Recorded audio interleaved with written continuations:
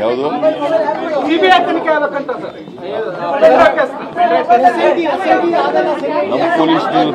ನಮ್ಮ ಪೊಲೀಸ್ನವ್ರು ಮಾಡಿಸ್ತಾ ಇದ್ದೀವಿ. ನಮಗೆ ಪೊಲೀಸ್ನವ್ರ ಬಗ್ಗೆ, ನಮ್ಮ ಪೊಲೀಸ್ನವ್ರ ಬಗ್ಗೆ ಸಂಪೂರ್ಣ ನಂಬಿಕೆ ಇದೆ, ವಿಶ್ವಾಸ ಇದೆ.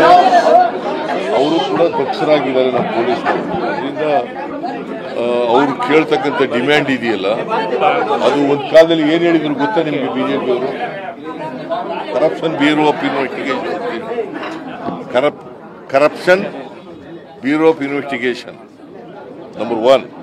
ನಂಬರ್ 2, 83ರಿಂದ ಅಲ್ಲ 2008ರಿಂದ 83ವರೆಗೆ ಯಾವತ್ತಾರು ಒಂದು ನಾವು ಎಷ್ಟು ಸಾರಿ ಕೇಳಿದ್ದೀವಿ ಸಿಬಿಐ ಕೊಡಿ ಅಂತ, ಒಂದಾರು ಕೊಟ್ಟಿದಾರ? ಮತ್ತೆ ಅವ್ರಿಗೆ ಯಾವ ನೈತಿಕತೆ ಇದೆ? ಸಿಬಿಐ ಕೊಡಿ, ಸಿಬಿಐ ಕೊಡಿ. ನಮ್ಮ ಪೊಲೀಸ್ನವ್ರ ಮೇಲೆ ಯಾಕೆ ನಂಬಿಕೆ ಇಲ್ಲ ಅವ್ರಿಗೆ? ನನಗೆ ಸಿಬಿಐ ಮೇಲೆ ನಂಬಿಕೆ. ತೇಜುಕುಮಾರ್ ಫಾರ್ಮ್ ಎಕ್ವಿಪ್ಮೆಂಟ್ ಬಿಸ್ನೆಸ್ ಮಾಡಿ ವರ್ಷಕ್ಕೆ 25 ಲಕ್ಷ ಗಳಿಸ್ತಿದ್ದಾರೆ. ನೀವು ಕೂಡ ಅವರಿಂದ ಕಲಿಬೇಕಾ? ಅವ್ರ ಜೊತೆ ವಿಡಿಯೋ ಕಾಲ್ ನಲ್ಲಿ ಮಾತಾಡಬೇಕಾ? ಈಗಲೇ ಫ್ರೀಡಮ್ ಆಪ್ ಡೌನ್ಲೋಡ್ ಮಾಡಿ. ಇಲ್ಲ ಅಂತಲ್ಲ, ಸಿಬಿಐ ಕೊಡೋ ಅಂತ ಕೇಸ್ಗಳು ಕೊಡೋಣ.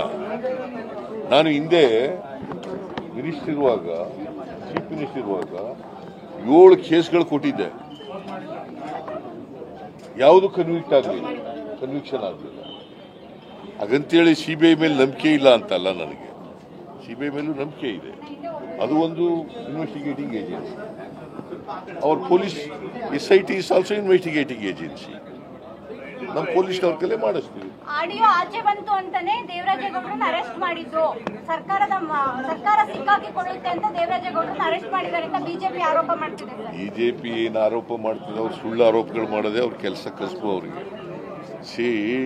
ಅವ್ರನ್ನ ಅರೆಸ್ಟ್ ಮಾಡೋದು ಯಾಕೆ? ಹೆಣ್ಮಕ್ಳ ಮೇಲೆ ದೌರ್ಜನ್ಯ ಮಾಡೋದು ಅನ್ನೋ ಕೇಸ್ ಮೇಲೆ ಏಪ್ರಿಲ್ 1ನೇ ತಾರೀಕು ಕಂಪ್ಲೇಂಟ್ ಕೊಟ್ಟಿದ್ರು. ನಾವು we are not interfering in the investigation of the police. ಗೊತ್ತಾಯ್ತಾ? ಪೊಲೀಸಿನವ್ರಿಗೆ ಪೂರ್ಣ ಸ್ವಾತಂತ್ರ್ಯ.